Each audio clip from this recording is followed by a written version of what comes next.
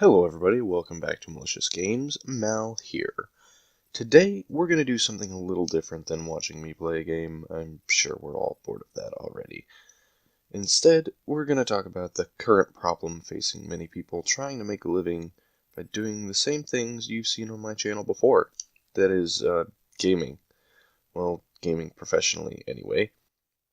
Now, I don't claim to be an expert or a pro about what goes into becoming a professional esports player, but from the sources I've looked over, there's a lot that goes on. So without further ado, let's talk about the stigma of esports and the athletes that play them. Before we get too far in and start throwing around a bunch of words and terms, let's talk about what esports actually are.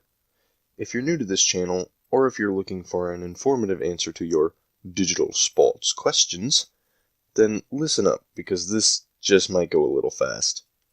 Esports are video games. Sorry, was that too fast? I'm just messing with you guys. That's really all the more complex esports are. They're simply competitive players facing off against people of similar skill. A.J. Willingham at CNN News summarizes esports perfectly as, and I quote, trust me, it's in the description box. Go ahead and click that link. It's an awesome article. Summarizes it as the world of competitive, organized video gaming. Do-do! Ah. Although this may seem like a modern concept, esports have been around since the beginning of gaming. Crazy, right? Think about competitive Donkey Kong. Didn't used to have the fancy term to go with it, esports, but people will always have a competitive side about something. Why not everything? Rolling into modern esports, though, they have certainly grown with the information era. Today, people from all over the world have access to the internet, and with that, online games. Online games that allow anyone to challenge anyone, anywhere. Unlike traditional sports where everyone has to gear up, meet with the team, only have a handful of playable locations, esports just requires a decent computer and an internet connection. Pretty much everywhere these days.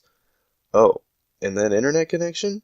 That's also how pro esports athletes gain fans. The most recognized and popular esports are viewed on the two huge online video sharing websites, YouTube, which I'm sure everyone knows about by now. I mean, all those funny cat videos, right? And Twitch, an online streaming site that plays live video games. Mainly live video games.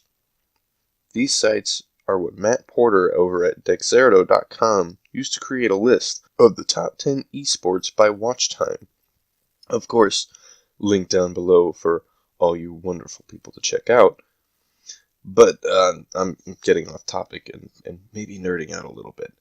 What I want to focus on is the stigma, the backlash, the unfairness, the confusion, or whatever else it can be called about esports. I believe, along with others who I'll mention shortly, that this comes from a misunderstanding of what exactly esports athletes are. At their core, they are gamers. People who play video games consistently, day in, day out. Simple, right? However, this term has been criticized and stereotyped just like any other group who enjoys something. For example, bookworms, band geek, Whovian, or any other quote-unquote fun nickname. Daniel Kane and Brandon D. Spradley in the Sport Journal define the gamer stereotype as someone who may not be physically fit and lacks athletic abilities. Although this may be true for some gamers. No, don't give me that look. I know it's me. We're not talking about that. That is definitely not the case for pro players. Luckily, this article, recognizing esports as a sport, also dives into the tests done on esports athletes to compare their performance during a game to the traditional athlete. I do recommend checking these out but I'll just say that both types of athletes show pretty similar results. Speaking of that gamer stereotype, I'm not going to let it slide that easy. I'm very interested to talk about the truth and origin about the lazy gamer. However, for the sake of time, I'm going to try to keep this episode short of the first installment of The Stigma.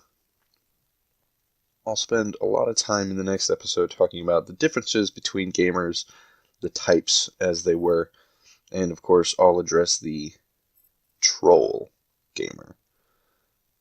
I'll see you all next time, and thank you all for joining me. As always, have a wonderful day.